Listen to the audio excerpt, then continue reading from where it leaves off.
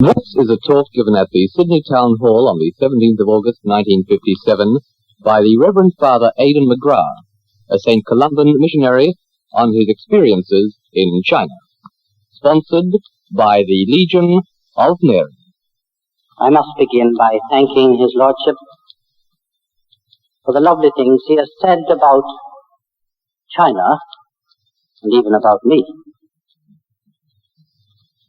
His Lordship has summed up in a few words what I would like to convey here this evening, and it makes my task so much easier.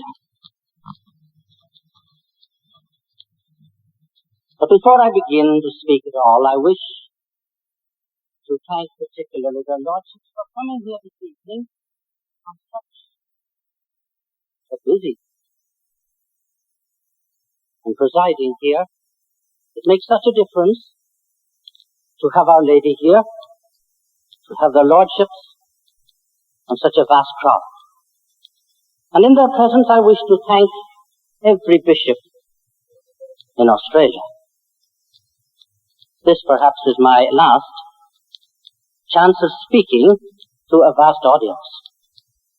But I do want publicly here to thank everybody. From the time I landed at Perth on the 9th of July, coming down to Adelaide, Melbourne, Tasmania, Brisbane, Newcastle, Sydney and Canberra. In every place, their Lordships. Honestly, I was ashamed of myself. They said such nice things about me and about the Legion of Mary. And in each place gave their time to help my work. I wish publicly to thank them. And I wish publicly to thank the people of Australia for that tremendous warmth. I shall never forget. And if I may pay a tribute to the Catholics of Australia, who I see are struggling to do so much, and to do it so generously. Perhaps the only country where I have seen they have to do everything, build their schools without any help. I shall not forget my trip to Australia, and I would wish here to say something public. Then I wish to thank that Legion of Mary, which will inevitably come into my talk this evening,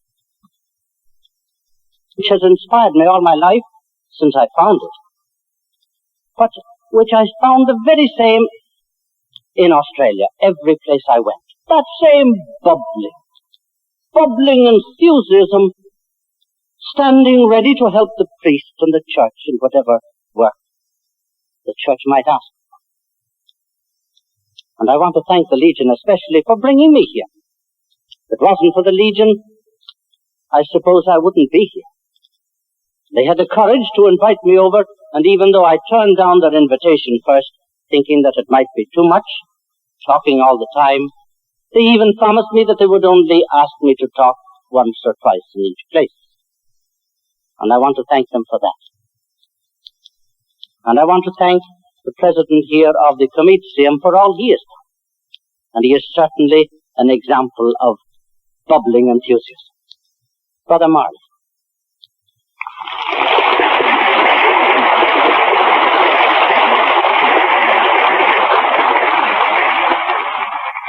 One other on the platform he has mentioned before, Brother Charles Tenney.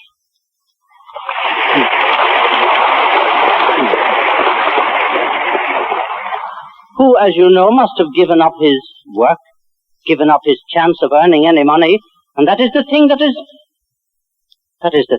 communism is aiming at. If it doesn't produce something, produce material success, communists don't want it. And here is somebody who gives up a job, goes to New Guinea for 2 years, a layman, to spread the kingdom of Christ. And he is a representative, he is one of those that I will be speaking of in China. He is the same to me, and you find that same, as I say, enthusiasm that bubbles over even to giving up a good job for a certain time. Now, these things I want to speak about before I say anything more. And I want to thank you for coming here this evening, this vast multitude. Because, you know, I have other reasons besides just thanking you for coming to listen to me. But I have reasons that I want to thank you because, you know, for the most part, the press, which is supposed to be giving forth our ideas, your ideas and mine, well, apparently they're not interested. For the most part, they're not interested. They do not seem to be interested in the fact that Christians are dying or giving the numbers of those who have died. Not interested in the fact that there are so many millions of people working in slave labor camps. What is a few million when we want production? We must have production. We must keep up our standard of living. We must do trade with China. That is the important thing. That is the only thing that matters. And the fact that my friends, how many of them, poor old Bishop Ferroni, came out crazy. You've seen the picture. I've seen it in some parts, but I heard people here never saw it. I know old Father Sawyer, who came out with his back broken and the spine is sticking out that much still. I asked people, they said they never saw his photo. No, I'm afraid that the press would be tragedy. It does give an indication of the values in the world today. But I want here this evening, when I speak of these things, I want you to be my press. Not often I have a chance to speak to over 2,000 people. Each and every one of you would remember the figures I give you, and that you try to bring them out and spread them. After all, we are Catholics, we're all Christians, and we must spread the truth. Many have come when my statements that I have been making would not be emphasized, perhaps. Other statements were emphasized. The very opposite to what I'm saying. And indeed, I don't blame those who heard those statements, or those who gave them, because when we go to China now in a delegation, after all, the Chinese are a very charming people, most magnificent people, and a country that has freedom of religion in its constitution and wants to do trade with us is certainly not going to let our people see persecution or see people who are not happy, who are not supposed to be happy. And people who have been indoctrinated for 6 or 7 years have learned to say what they must say. I met some refugees only 1 month ago in Hong Kong, and I'm able to speak Chinese. I've spent 24 years in China, and in interviewing them, I asked them some things, and they would hardly answer me. I said, come on, you're in a British colony now. Nobody's going to touch you. Terrified, even to speak to me. And they say, you know, we haven't talked anything serious for years. And yet, some of our people who have been there, not only from here, but from England and Ireland, have come back and told us that the people on the street say how wonderful everything is. God help the man who says it isn't wonderful. Surely we realize that. And surely we realize that there is an interpreter who has been indoctrinated for 6 years, and who knows jolly well if he wants to keep out of prison, he must interpret properly. I spoke Chinese to these people in Hong Kong. Quite another matter. We heard there was freedom of religion. Well, my story, you'll hear it this evening. We were 6,000 priests, brothers and sisters. We're all out except 15, and most of those are in prison. There were 500 Chinese priests executed or died in prison. There were 1,000 Chinese priests in and out of prison, and only a few left to go about. 3,200 of our Catholic schools confiscated. 200 Catholic universities, Catholic hospitals, 3 Catholic universities, all gone. And we hear there's freedom of religion. And that's what's printed, not what I say. Have I a right to speak? Is there opportunity to go to Mass in China today? Yes, of course. The Chinese communists are no fools. When they profess freedom of religion, they've got to show a little. In the big towns where the people go to, Peking, Shanghai, Hankou, all the big places, and wherever they would be, there are churches open, we know, and we know from the papers of these days some of the poor priests have slipped into being patriotic priests, perhaps even separated from Rome, but they're still able to say Mass. And some of the poor people, they go to Mass too, and others can go. A very insidious persecution that leaves most people saying there is freedom of religion in China. And when that is so, there can be infiltration of trade and culture and games and so on. That's all they want. No freedom of religion, no freedom of speech, no freedom of assembly, no freedom of the press. There's nothing. I know these things, but as I say, people really do not want to publish them, perhaps because we are determined to do trade. Now, I will come on these things again, but even before I begin my own story, I want to call to mind even one of my own fellow Columbans, Father Philip Crosby. You may have all read his book, or if you haven't, you should. He's an Australian. He wrote Penciling Prisoner. He was on a death march for 3 years under the communists. How he came out alive, I don't know, but he's written a beautiful book and speaks equally beautifully of non-Catholics and Catholics who walked by his side on that march. I'm glad to be associated with him.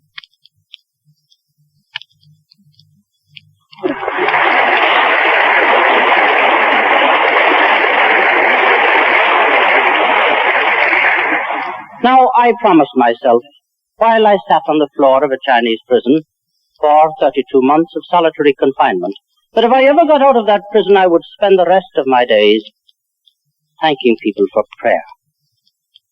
Now, I don't say that very lightly. I promised that I would try and convince people of the power of prayer. Because I'm perfectly certain that if it wasn't for prayer, I would be crazy. I don't say that very simply, because the boy on my right went mad after 1 month. I don't know if you've ever heard anyone going mad, but it's a horrible thing. I've heard him crying at night to himself, talking to himself, shaking the bars, calling for his father and his mother and his brothers and sisters, and then one morning shaking the bars and shrieking.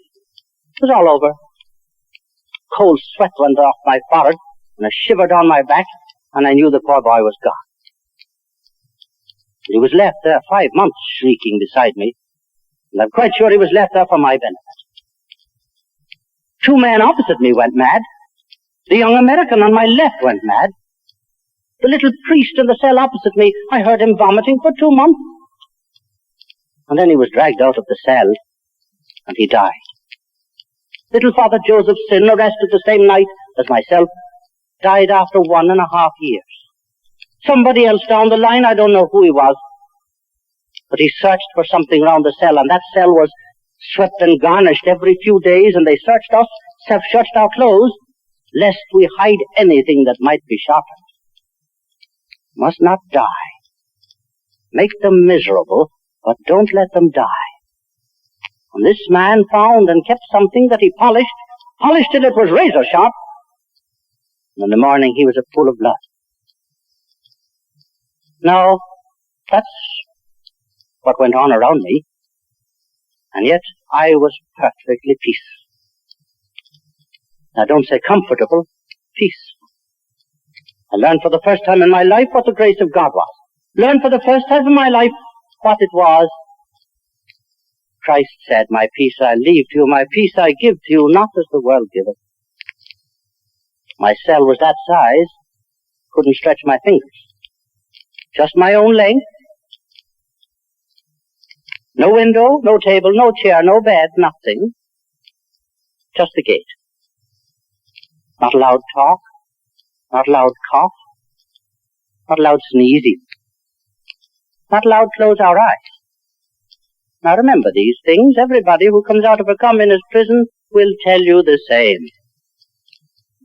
Not allowed to close your eyes. You must sit there and think of your crime and confess.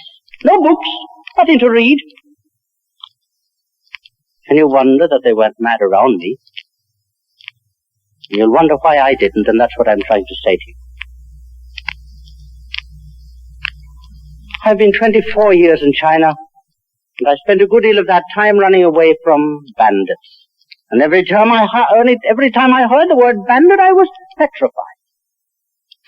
I'm a coward by nature, and I would like to convince you of that before I'm finished. I was terrified. But I would like you to remember one thing before I pass this point, that the very bandits from whom I ran, who were they? Who were they? They are now sitting in control in Peking. The Chinese rulers today. I ran from them, my fellow priests ran from them. They didn't catch me then, I ran too fast. But they caught me later. But they did catch a brother of one of your priests here in Sydney. The brother of Dr. Leonard in Manly College. And killed him on the altar steps. 1929. And then hundreds of others. And since they've come into control in China, I give you a figure. Please remember it. The figure, it's not my figure, it's the figure of the United Nations subcommittee set up to find out the number and found from communist sources. 15 million at least executed. Far more than the population of Australia. 15 million at least. I know it's not enough, but it'll do. Between 25 and 30 million in slave labor camps. Now, that's the United Nations subcommittee figure. Again, I'm not quoting mine. I know it's not enough, but it'll do. These are the people in Peking now who have done these things, and they speak of peace, and every time they open a meeting, they open a crate of doves and let the doves fly around, and our photographers take picture of the beautiful doves, doves of peace, and they publish them in our papers, and we're enthralled that the communists want peace. I know they want peace. I repeat it, they do want peace. They don't want war. While there's war, they cannot have infiltration. While there's peace, they have cultural relations and infiltration. And through infiltration, communism enters a country, not by war.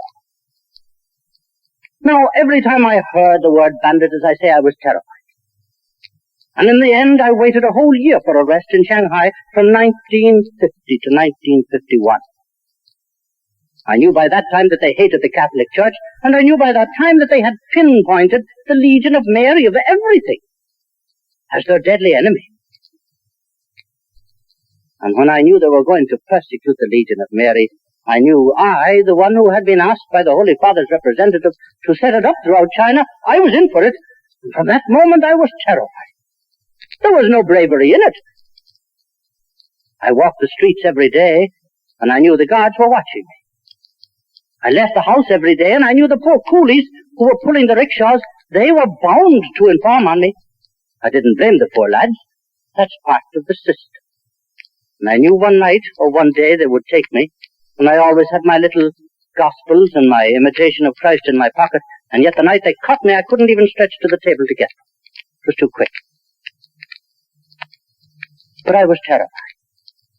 And while I was terrified, I, a priest, a spiritual director, you know, I love to think now of the young legionaries, young boys, young girls, who knew they were going to be arrested too. Remember, from the very best families of Shanghai, from the universities, the most comfortable homes, what did they do? The girls cut their hair so that the lice wouldn't be too bad in prison. And they dressed in cotton clothes to get ready for prison. And they slept on their floors at night, not in the beds. Getting ready for this. Brave young people. And the waters of baptism barely dry on some of their foreheads. And here was I terrified. And I tell a story against myself. I couldn't read any books. And I used to spend a good deal of the time in the chapel, going around the stations, trying to get courage from the Passion of Christ. And when I got to the 12th station each day, I used to repeat a little prayer that I suppose you've often heard. I certainly always said it. For Christ died, may I die for love of thee as thou hast died for love of me. And my knees shaky. May I die for love of... I no more wanted to die than anyone wants to die. I was terrified. And I was so terrified that I stopped it. I couldn't say it anymore. I felt a perfect hypocrite. And I changed it to the Lord's Prayer in the garden, and I thought it a much better one for me.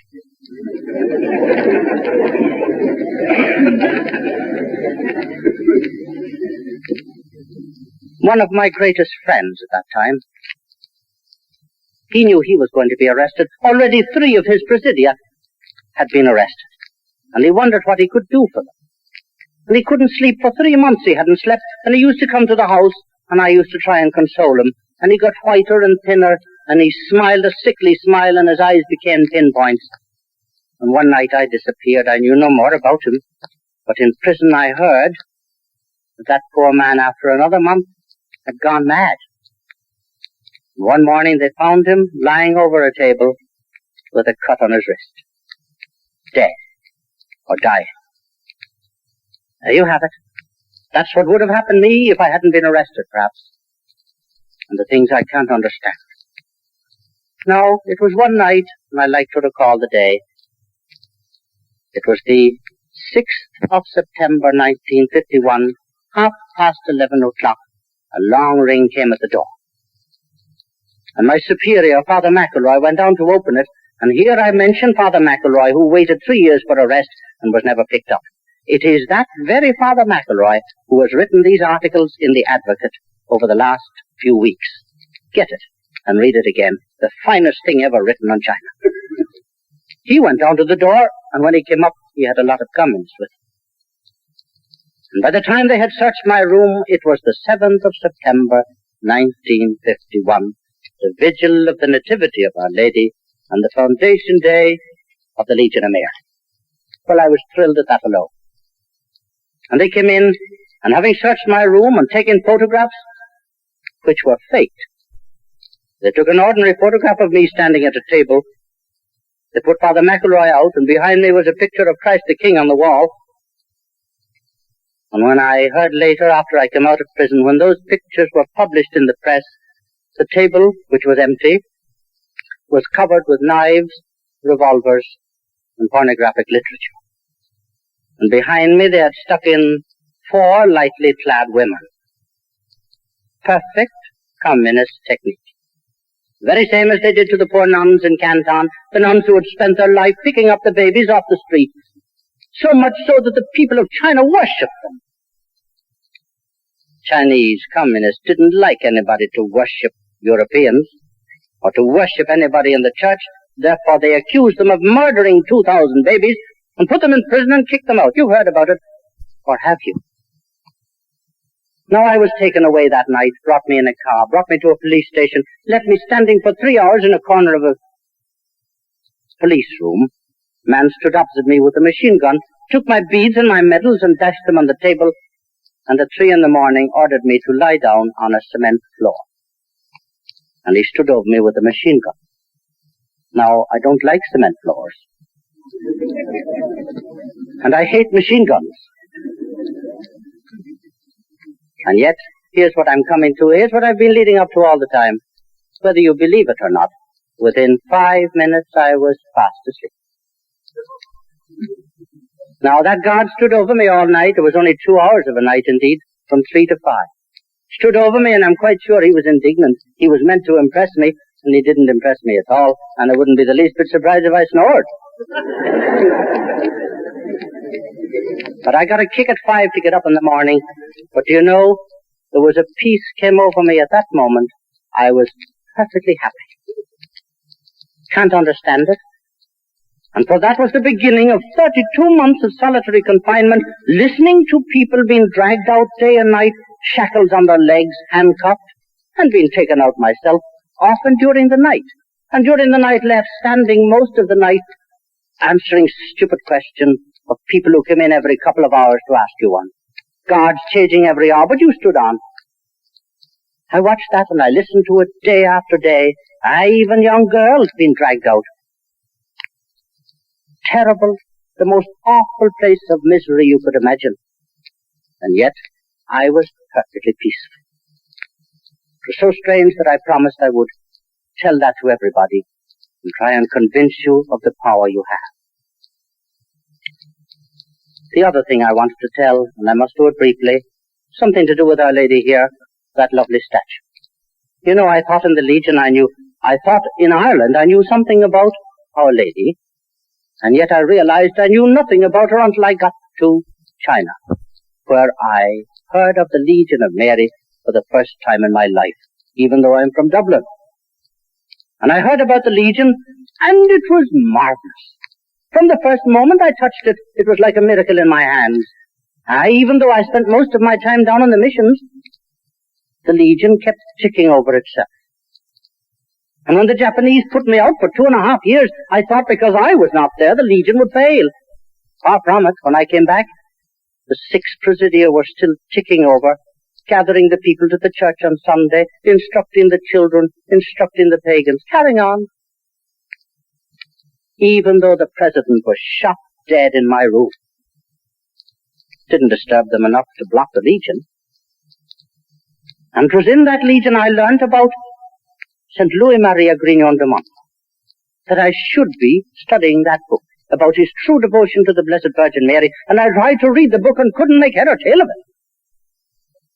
And it was only when I went home to Dublin that I remember walking up O'Connell Street one day with a little legionary, a man, a civil servant, a busy man with a family, and he started to talk to me about devotion to Our Lady.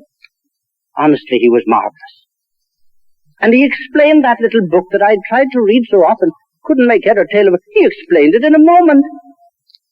Spoke with eyes glistening, delighted at the peace he had found when he had consecrated himself to Our Lady. Told me that in doing so he had done nothing more, and hadn't done it half as well as Christ had done to his mother. The only one who ever lived in his mother's womb 9 months, knowingly and willingly, greatest state of subjection known to man. And yet we are afraid to consecrate ourselves to Mary, afraid to imitate what Christ did. This boy explained it all to me in a few minutes, and I read the book again, went back to China, preached it to the Chinese. You know, the Chinese accepted it as they would accept their own mother. Europeans, we found difficulty. We were calculated. We were business people. I don't know, I found it very hard to get the idea over. And yet the Chinese accepted it, and I know perfectly well that it was that acceptance, realizing Mary as the spouse of the Holy Ghost even to this day. All grace is coming through her hands, living in Mary and with Mary. It was that gave the Legion its power. And it was that very thing that when the boy next to me went mad, and the sweat came out on my forehead, and I got up and I held the bars, no place to run, nothing to do, no escape, and I wondered, would I go mad myself? And I thought to myself the day that I had consecrated myself to Our Lady, I had said, from this day forward I promise never to be uneasy for anything, past or future. And I sat down on the floor perfectly happy. Now the thing was so strange that I said, these 2 things I'll shout from the housetops, prayer and devotion to Our Lady if I ever get out. And here I am.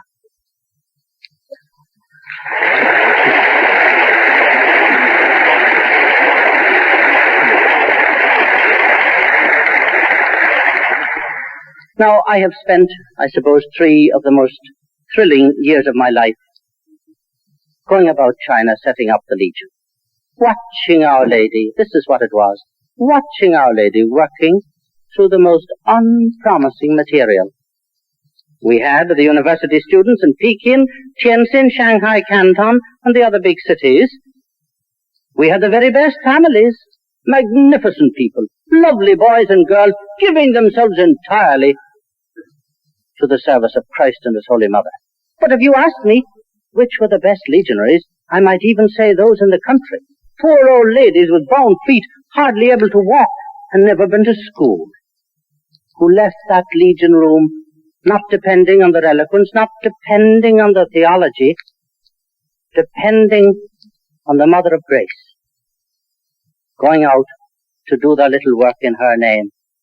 And they work miracles of grace. You know, in 1 year in China, we had 1,000 presidia. It's never been equal since. In England, we've been 28 years, and we've only over 1,000 presidia. It was so fast in China that Brother Duff wrote to me and said, "Father, what are you doing?" And I wrote back to say, "Brother Duff, I can't stop them. They want to come in. They feel the need. The priests and sisters saw the need. They were being kicked out. We must leave something behind them. What is the strongest? A devotion to Our Lady with this regular, detailed work." And they accepted it. And 1,000 presidia in 1 year. You know, I had started at Shanghai and went up to central China, and from that up to Pekin, and the Reds were just outside the city, and I wasn't going to wait on them, I needn't tell you. If I waited on them, they'd never let me move again. So when they were coming into the city, I moved on to Tianjin. And when they got near there, I came down to Shanghai again and set up the first curia. And when they got near there, I went to Canton. And then I went over to Hong Kong, and when they got near Canton, I flew over their heads into southwest China. And I was a year there, in Chongqing, Wanshan, and Chengdu, before they cut up. Now, after that, I didn't want to leave because I hoped to be able to do something in China while they were there. But when they came in, it wasn't very long, you know, before I was accused, of all things, of being an Irish imperialist.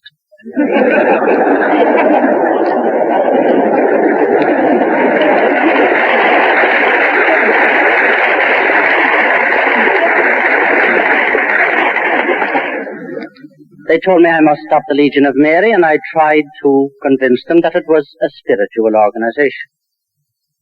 In proof of it, I gave them the handbook. Now, you know how difficult the handbook is to read even in English.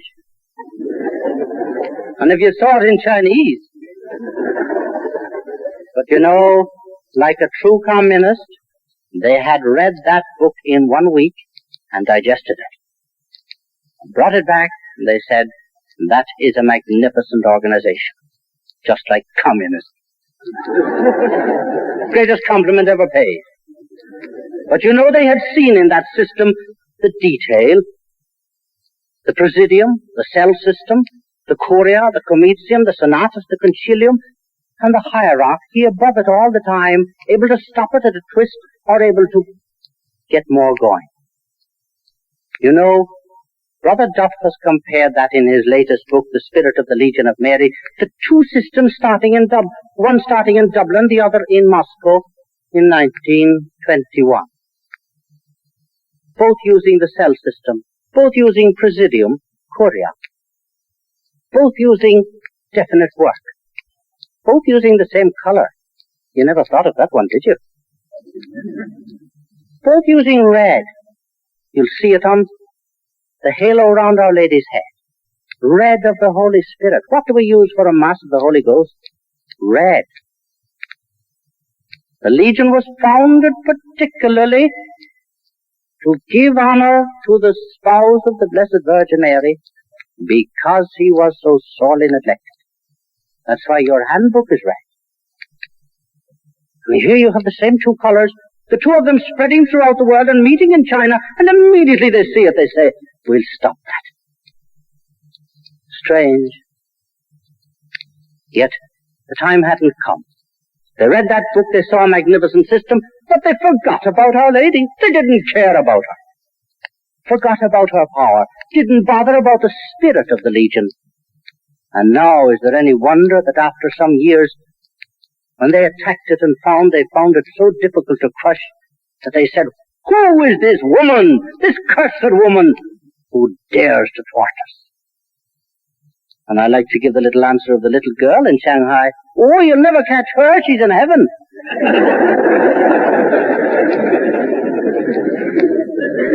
Well, of course, we do hope they find her.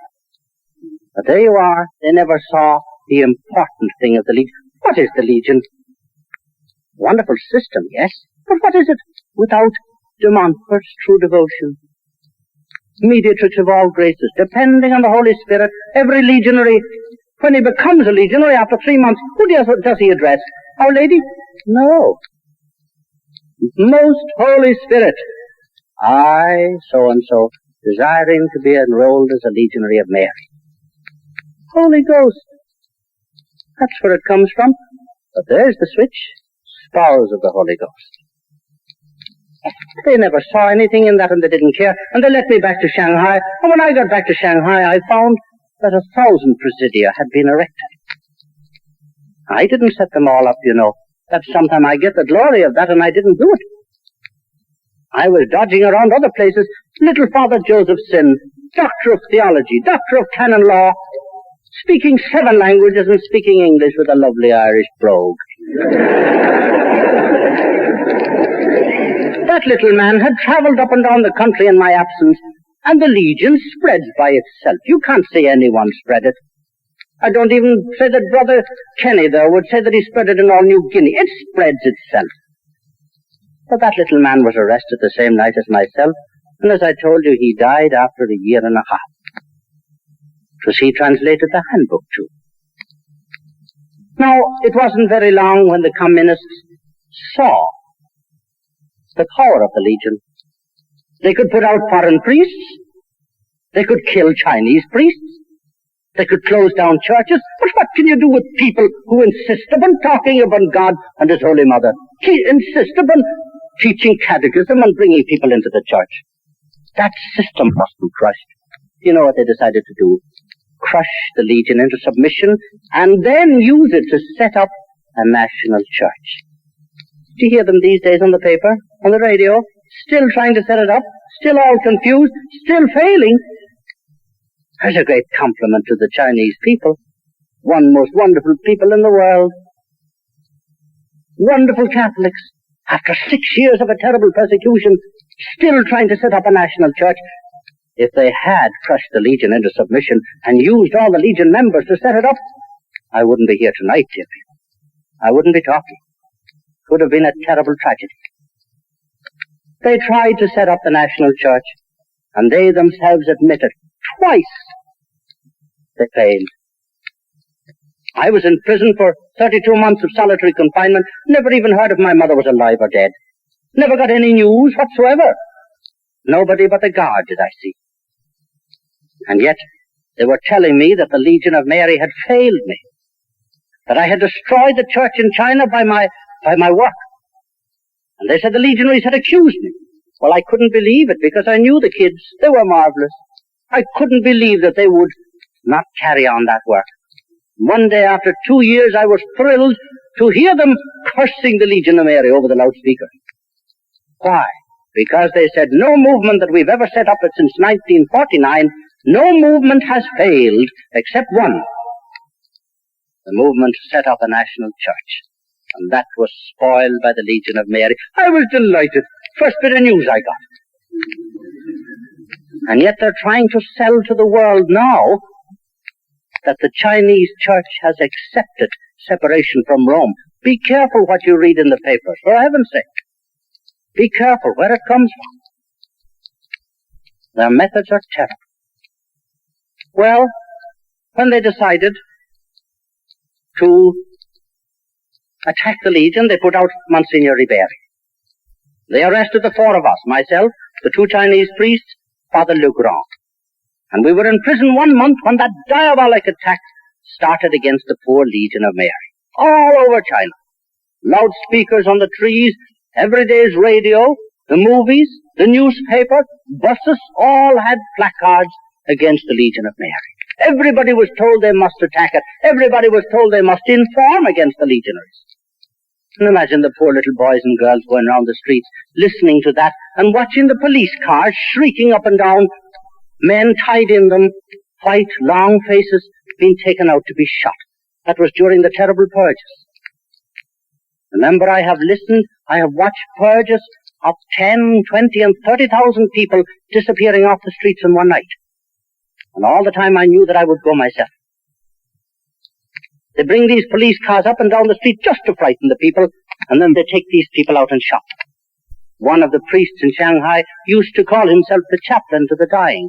He stood at his windows when the lorries passed and he gave them an absolution in case there were Catholics there, and the car would come back empty. Now that's what they did during the Legion Purge. And the poor kids, you heard that about 10 of them were so terrified that they ran to the police station and did what they were told, sign a document against the Legion. About 40 others were dragged by their pagan parents, and of those 40, most of them went back at their first opportunity and kicked up such a row in the police station that they got the document back and tore it up in front of the police's eyes. For the rest, people refused. The police were at it for 5 months, their whole army, their strength, visiting the houses, round from door to door, trying to dig out the legionaries, and the children saying no. Now, if I tell you something about the Legion of Mary, it's not worth anything. I'm a Legion priest, if you like. I've been in prison for it, and many people might say I'm even cracked. Well, now, if the legionaries themselves talk about the Legion, you're fit not to believe it too. You see, they're propagandists. Somebody who fills our paper every day. The communist. We take note every day of our papers what the communist is saying, what he is doing, even what he is guessing at, what he is thinking. We're afraid of him. We may as well admit it. We're terrified of him. And rightly so. Why don't we hear what he thinks about the church? Why don't we hear what he thinks about Christianity? What he thinks about the apostle, about the person who goes round and spreading the gospel? Now, I have seen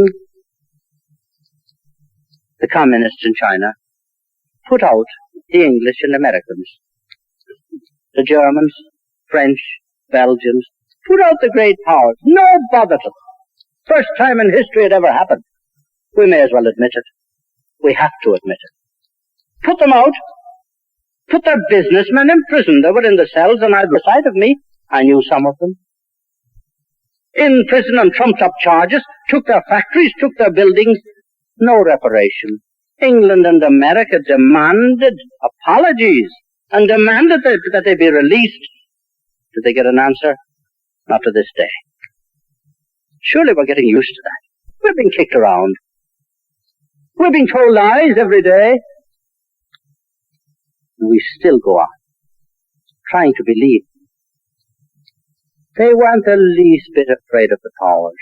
They shot down our planes, they killed our civilians, we demanded apologies and we didn't get it.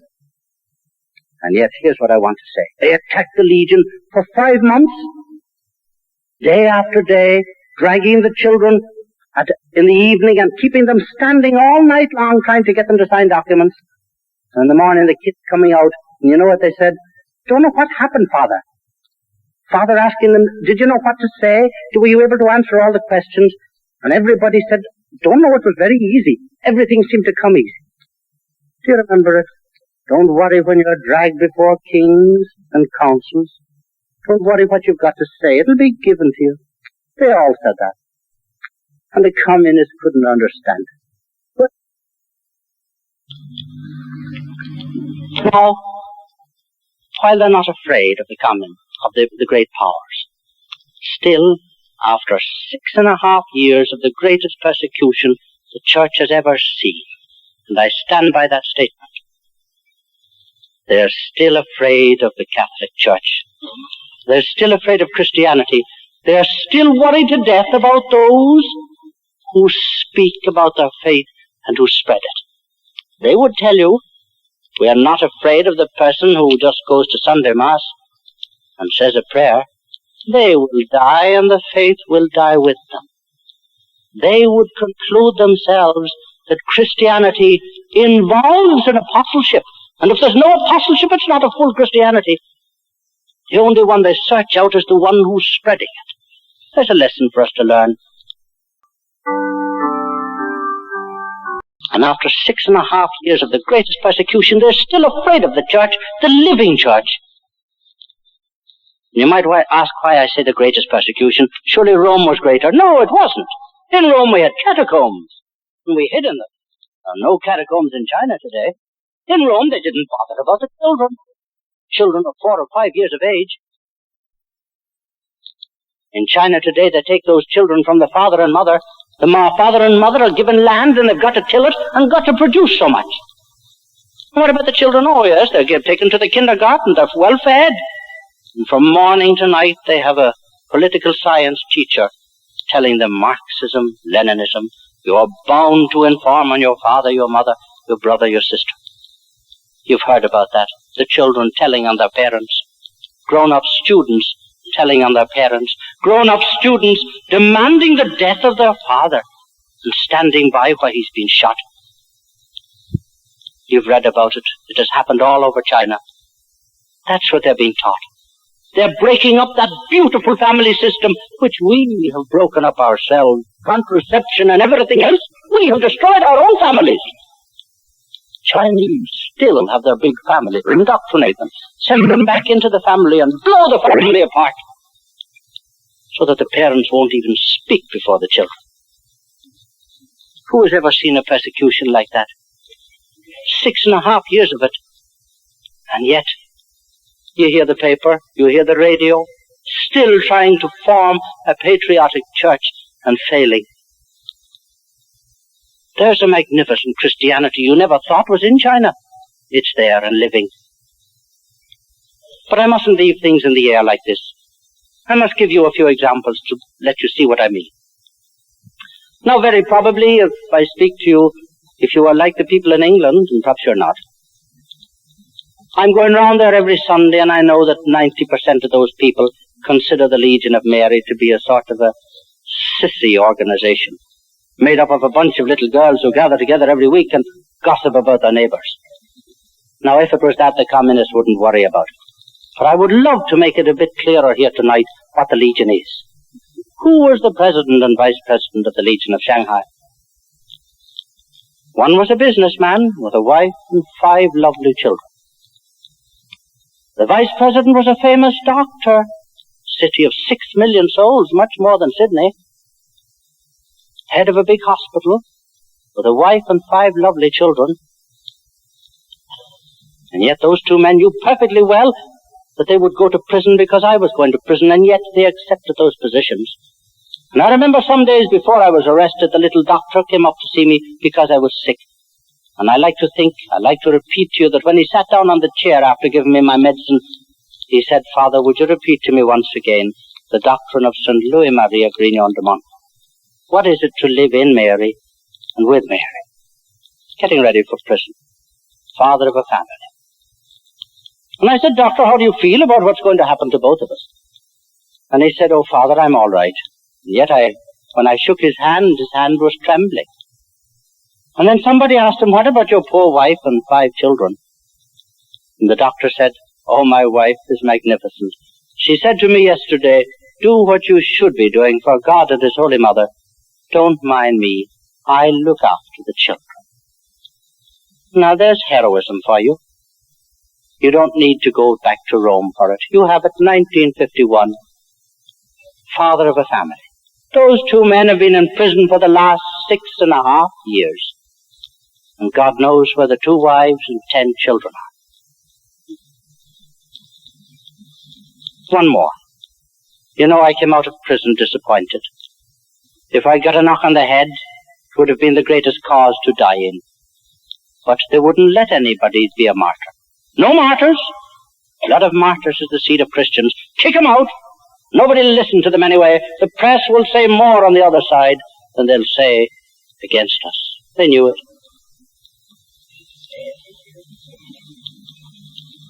And when I came out, I thought, at least, even though I have to face the world again, I'm disappointed. I would be much more used sitting on the floor of a prison than I am here talking. And yet I thought when I came out, surely the world, I was grateful for all the prayers, but I thought surely the world, even the non-Catholics, must be looking to China, to these wonderful young boys and girls who have left their lovely families and their lovely homes and gone into prison with their heads high in the air. And I came out and I found quite a difference. I heard about heroes and heroines I never knew in my life.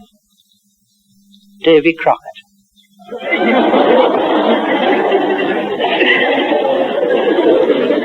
Hopalong Cassidy.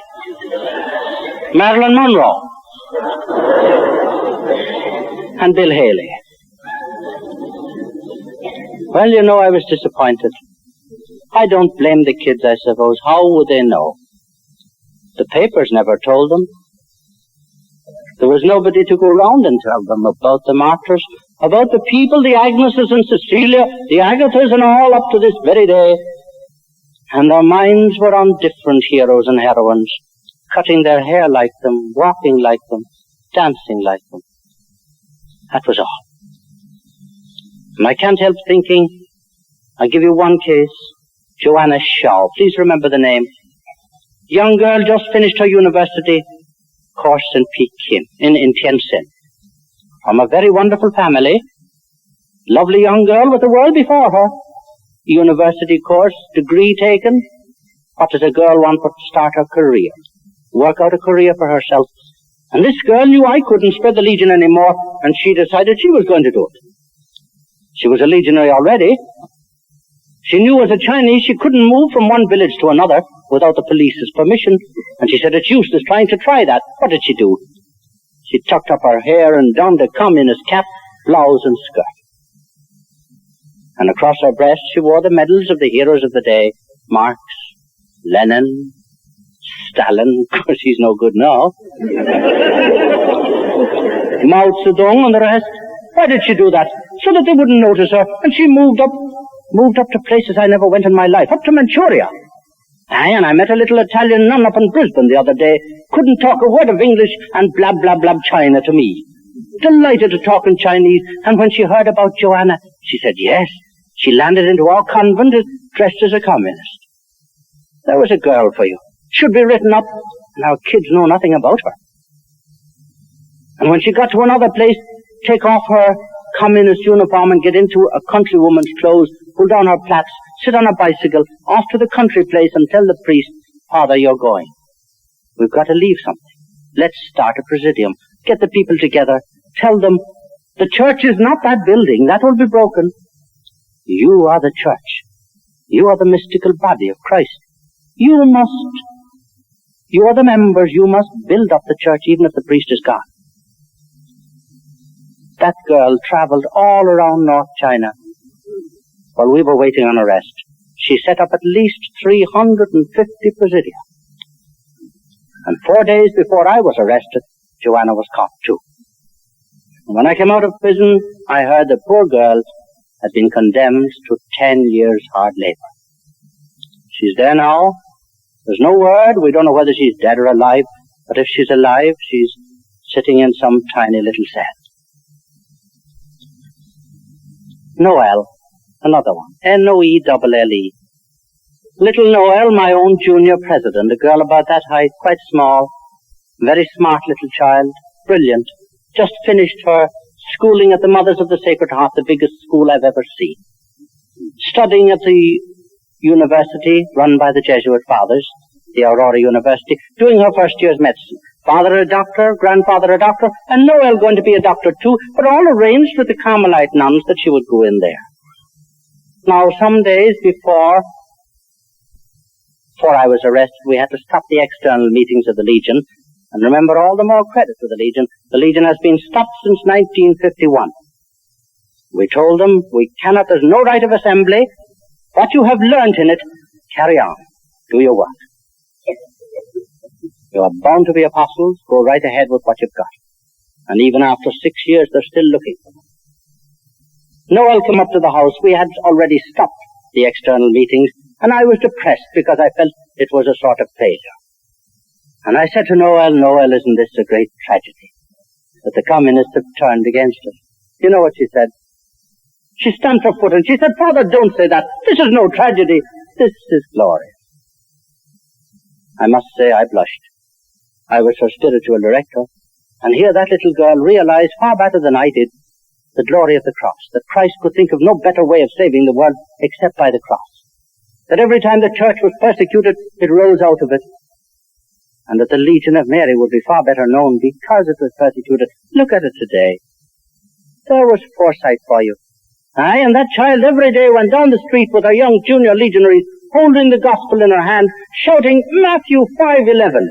Matthew 5:11, right in the face of the communist. Blessed are ye when they shall persecute and calumniate you, and say all that is evil against you untruly in my name. Be glad and rejoice, for your reward is very great in heaven. Father a doctor, grandfather a doctor, studying to be a doctor, and thinking about heaven. We don't expect to see those things nowadays, do we? Every Sunday morning, Noel brought her fellow university students, down to the front seat of a little chapel where there was a young priest, the first secretary of the Holy Father's representative. Some of the fathers here have known him. Father Matthias Zinn, arrested the same night as myself, and 6.5 years in prison, and we don't know where he is. He was thundering against the injustices of the communists. Noel brought her fellow students to listen to him. And she knew very well the girl beside her was a traitor, specially baptized to inform on the Catholics, writing down everything the priest said, writing down the names of everybody in that little chapel, blessing herself, genuflecting, and going out and handing that document to the communists. Noel knew it very well, and I warned her, and she said, "Oh, what about it, Father? Forget about it." And I came out of prison, and I asked about Noel, and I heard at that time she'd been in prison for 1.5 years. That means she has now been in between 4 and 5 years. Poor little Noel wanted to be a Carmelite nun, and there she's been in, sitting on the floor, never talking to anybody. Farm or Carmelite, never a Carmelite was. Now, I could go on all the evening with these stories, but now listen. Can you see what I mean? When the communist with his foresight is not afraid of the man with the gun, take the gun off him, and what is he? If he's not a Christian, nothing. No principles. Not afraid of the atomic bomb, as they said. Who is afraid of the atomic bomb? Certainly not China. You could drop 6 in China, we wouldn't hear them. Drop 6 elsewhere. Be another story. Can you see why they're not afraid of the powers? Why all they want is peace. They talk about peace. Ready for war, but talk about peace and infiltrate. Wonderful system. And yet how they can do nothing with Francis the President, the little doctor, Joanna, Noel. What can you do with them? Lock them up in a cell. You let them out anywhere, they'll continue to talk about God and His Holy Mother. Spread the very thing they're trying to crush. They're not only useless to a communist system, they're a menace. There it is. Let's learn the lesson from them. We needn't go anywhere else. Spiritual values, principles. We're bound to those. No wonder the Holy Father has opened the floodgates of spiritual values. Communion, evening mass, no fast. His foresight. He has called on the lay apostolate 50 years ago, seeing clearly the danger in front, and only now we are beginning to wake up to the thing. There is the answer. The only answer is Christianity, a living Christianity. Not war, not atomic bombs, nothing else, not a new government. You are the answer. Don't try to pass it on to anyone else, each and every one of you. We'll come to that again. In the prison, and I tell you 1 or 2 things about the prison to let you know what these poor little people are suffering inside. I've told you before, sitting on the floor from morning to night, not allowed talk, cough, sneeze, close our eyes. When you get to night, you long to... You don't want a bed. You haven't got a bed and you don't want it. Stretch yourself out on the floor so that you could close your eyes and get a bit of peace. And just when you're in the middle of a heavy sleep, you hear the door knocked, your number called out, you're handcuffed behind your back with French handcuffs, dragged upstairs and left standing most of the night, being asked stupid questions. Legs, you don't know where your legs are. Towards morning you come down, a couple of hours sleep, and then the next day they watch you specially lest you close your eyes. Next night you might even get 2 hours sleep, and then the knock on the door, handcuffed again and up again. And the third night you might escape altogether, but all the night you're listening to the other doors being knocked. And the shackles, poor lads going out and poor lads coming back, groaning under the tight handcuffs. I was happy. I was perfectly peaceful. Can't understand it. I didn't say comfortable. We're inclined to mix those two things up nowadays. If we're not comfortable, we're not peaceful. Nonsense. Nonsense. My peace I give to you, my peace I leave to you, not as the world giveth. But you might say, I thought I suffered something, and I know I suffered nothing now. The little priest who was arrested the same night as myself, well, he died. Father Legrand, who didn't die, the European, they don't want them to die. He came out, and in the train he was telling me, tears running down his face. He said, my God, I don't know what happened to me. He said, at one period I was standing for 6 days and 6 nights. They never let me move my feet. I said, my God, how could you do that? Did you not fall? He said, I was shackled and I was handcuffed. I tried to fall. I longed to faint. I couldn't. And every few hours the judges would come in and they'd say, you killed 2 men. And the guards would change every hour. And he went standing on. And he said, I remember it quite clearly, and then I didn't know what was day and what was night.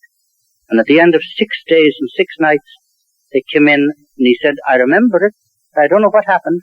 I asked for paper, and I wrote that I killed 2 men. He no more killed them than you did.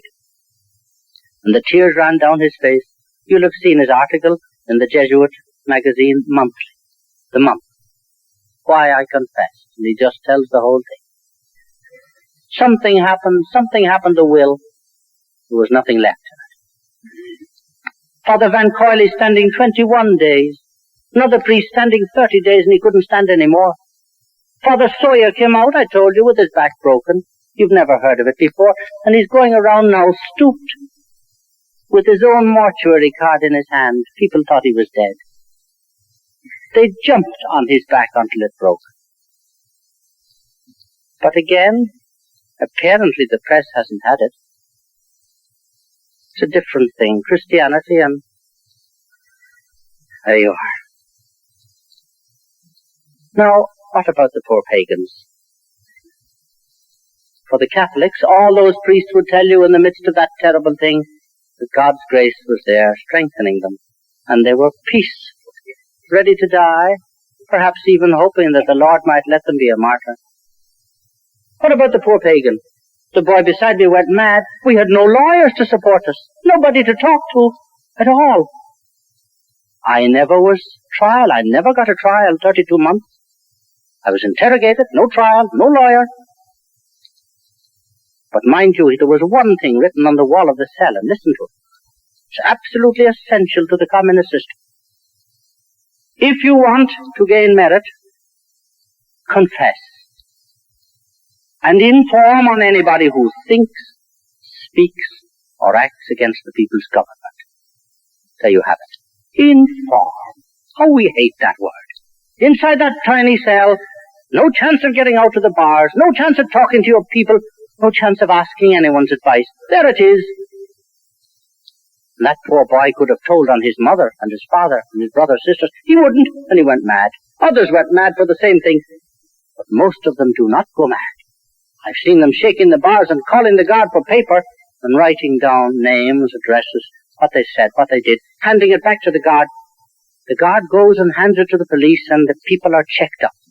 See if they actually are such people, if they said such things, and be ready to pounce on them. Come back, open that cell. Is the man free? Oh, not at all. You don't get free from a communist prison. But he gets out to the heaven of a prisoner, out to the labor camps. You've heard about it. Where he works for the rest of his life, or most of it. 2 meals a day, no wages. I've seen that prison in Shanghai empty a couple of times a year. That's where you get your 30 million slave laborers, working for the government, building roads, building plants. No 2 meals a day, no wages, and no strike, not a chance of a strike. And yet our papers telling us of the marvelous achievements. Why don't we hear how it was built? If some building was built in Australia here, a magnificent building like a pyramid, and it was built just by slaves, what would you say? Tear it down with your hands. And yet we are listening to these things. That's how the prisoners are brought out to the labor camps. Within 1 week, that prison would be full again. Full of the people about whom they wrote. Friends, relatives, and so on. Squeeze them, inform, out to the labour camps and the next crowd. Wonderful system. Marvellous system of getting things done. Building bridges and power plants and roads. You might think I'm crazy, and I could call 1,000 witnesses if I could only get into that prison again to tell you this little story. We were called up on the roof one day, and there was a man brought up with a communist, and he started to exhort all of us to do the same as he had done. He said I was condemned to death, and now I am getting a reduction to 17 years from this generous government. He said I deserve death, but now I have a hope when I'm about 70 years of age. Listen to what he said. He said, I exhort you all to do the same. He gives his reason why he got a reduction. Because I informed on my wife and daughters. Now, there was a shudder went through that crowd. That man of 50 years of age could turn against his wife and get them hauled into prison so that he will have a chance of getting out of prison when he's 70. I hardly blame the poor old man. There's the system. The communist stood up beside him and he said, there's the man we want in communist China, praising him for that dreadful betrayal. You'll hardly credit it. There were Americans, English, Yugoslavians, Czechs, Chinese, Japanese, all sitting round me, listening to that statement. I'm not alone. There you are. That was inside the prison. Dreadful.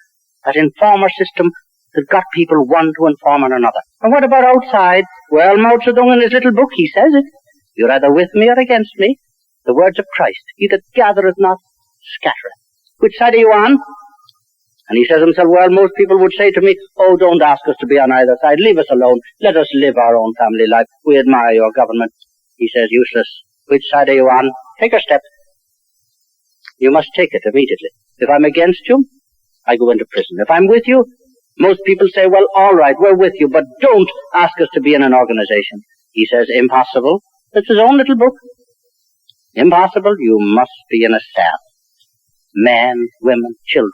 You're all organized. Every week you meet.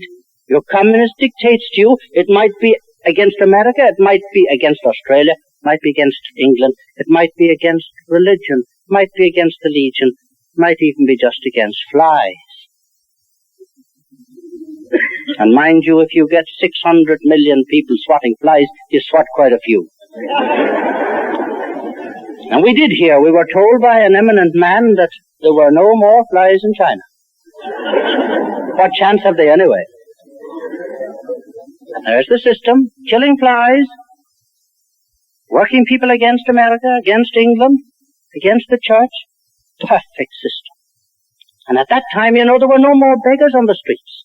Not so now. Now there's a ruction coming up from somewhere now, but I'm telling you the system that tried to crush these people. There were no beggars at that time. There was no corruption. Nobody would take a sixpence from you. No porter at the station. Nobody in the restaurant would take a penny, draw his hand back. Why would he? You tell on him, and he's sent into prison for the rest of his life. Money must go into the government hands. You get your plot of land, you work on it, you produce so much, but there's no card playing or nothing else. Must be no money wasted. All go into their pockets. No more corruption. No more unemployment. As they say, how can you be unemployed? Off to the labor camps to dig. That's what Mao Zedong himself has said. And yet we know now by his own speeches that things are shaking up, that he admits that 1 in 3 of his collective farms are on the verge of bankruptcy. That last year there were 1 million cases of corruption in the courts. Can't hold it down even with that police system. And I met people at Hong Kong some weeks ago, and they told me in that city where we're told everything is so magnificent now, not enough rice to eat. 4 ounces of meat every 10 days in a city that every meal you could have meat formerly. That's what happened. This is the material betterment that those people are supposed to have received from communism. No more prostitutes. There's one that would interest us all. We've been trying in England, police, everybody else, trying to put sense into those poor girls' heads. 60 legionaries there every night walking the most dangerous spots in England, trying to convince them, drag them off the streets and bring them back to their faith. Police can do nothing. The communists fixed it all in 6 weeks. Prostitute is a parasite. She does nothing. She produces nothing. Same as if we had a horse or a cow, if they're not able to produce anything, well, we kill them. Send them into the factories. In the factories they turn out socks and matchboxes and things. Does it mean that they're good girls? Oh, not at all. They live as they like. So long as it doesn't interfere with the party line. And then, when they do, when the child does arrive, as it does, it's given back to the government, it's made 100% communist, she goes back to the factory and turns out more socks, babies. Socks, babies. There's what it is, production. Production, the very thing that we're looking to today. The thing that we're worshipping. Production. And if we can't produce, we're worried. If we haven't enough cars, if we haven't enough television, we're worried. We're not worried about the prostitutes. We've lost those values. And now, why am I talking about all this? Why should I try to frighten you? Well, now, honestly, my dear people, for the life of me, I cannot see what's going to stop that thing coming into this country.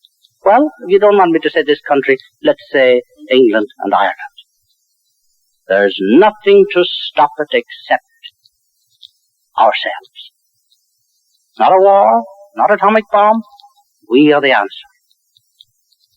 You know, it was only the third day of my arrest.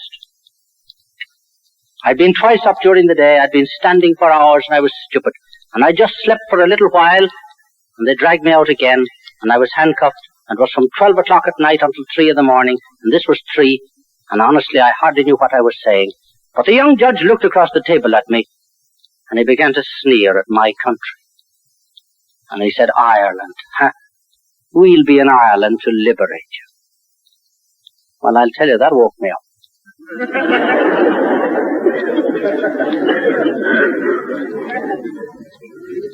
I said, thank you very much, we are liberated. He said, we'll liberate you more. And he came over to me and he took the handcuffs off my back and sent me downstairs. And for 32 months I thought of what that young fellow had said. And if I ever got out, and I'm quite sure he thought I'd be shot. If I ever get out, I'll shout that from the housetops. Here he was, a little communist, only a year perhaps a communist, and he's not satisfied with putting the powers out of China. Immediately he looks at the map, and he sees the furthest point on the map, Ireland, and he's determined to get there, to liberate us from God and the Blessed Mother and everything we've ever held dear. And when I got back to Ireland 3 years later, he was there. He was there waiting on me. Not himself, but his brother from Dublin, and from Cork, and from Galway. And I came to England and I found them everywhere. In the factories, in the shops, in the colleges. Found them meeting the trains at Euston, where the trains come over from Ireland and the poor boys and girls come over to work. They've never known anything of a big city. They're there to find them a job and give them digs and bring them to a nice dance hall. Within a couple of months, those poor lads find themselves in a communist party. I was hungry and you gave me to eat. I was thirsty and you gave me to drink. I was in prison and you visited me. What we, the priests, are supposed to be doing, we can't do it, we haven't enough. What you're supposed to be doing, all of us, until we all get at it. That's what Christ told all of us. And until we all get at it, we'll never be able to catch up with that desperate, shall we call it generosity, of the communist, who is determined to bring people into the Communist Party, using Christ's methods. Now we see where we are. Far more generous than we are. I once praised some legionaries in London for the number of hours they give every week just to do those things. I was hungry, I was thirsty, and so on.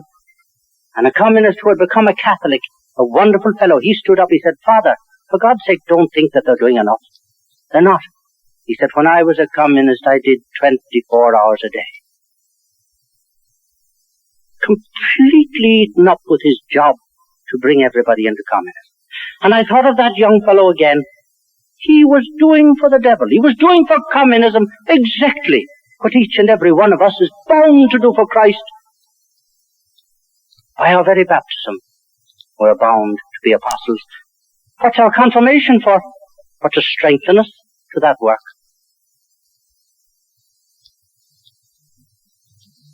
The world belongs to him who loves it best and who proves that love.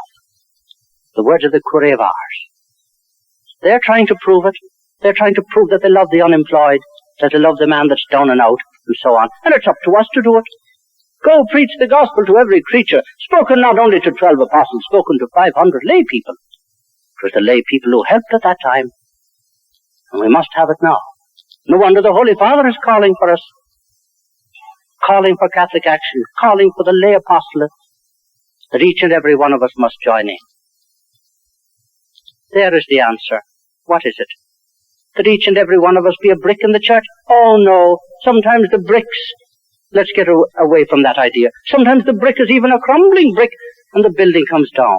Brother Duff says not bricks we want, but germs of life. I believe in God. I've been baptized, I've been strengthened. I must spread the faith.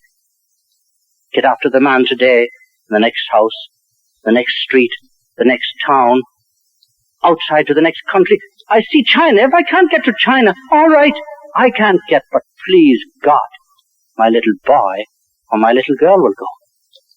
We have an order to get to the ends of the earth. Are we doing it?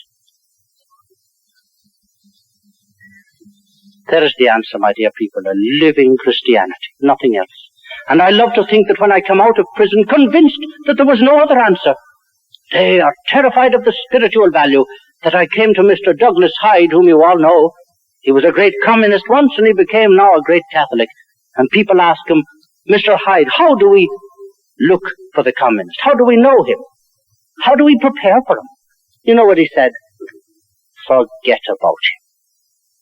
Forget about him. Live your Christianity.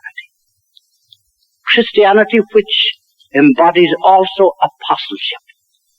That's Mr. Hyde's answer, that each and every one of us be an apostle. Communism will fail, we know it. But remember, after communism, there's some other ism. And the answer to that other ism is again, go preach the gospel to every creature. Spoken to all of us. And now, my dear listeners, I've kept you a very long time, and I'm ever so grateful for your attention. And I do want you to remember, please remember, all these wonderful young people. I've given you a few examples. Remember, 1,000 legionaries are dead. Tens of thousands of other Catholics are dead. Tens of thousands of them sitting on the prisons, stagnating. Remember what the prison was like. But remember, please remember that all these people, they are our own brothers and sisters. And I've told you what your prayers have meant to me, and what they must mean to them still. Not only to them, but to those in Hungary, about whom one of your own great men has written something in the United Nations. Read it if you get it. Poland, all the other countries behind the Iron Curtain. We are members of the mystical body of Christ. And my dear listeners, I want to thank the bishops, all the priests, for the magnificent welcome I have received in Australia. And I want to thank you all. And my last wish for you is this. May that best of mothers and that most queenly of queens, who gave to me peace in prison, give you and yours peace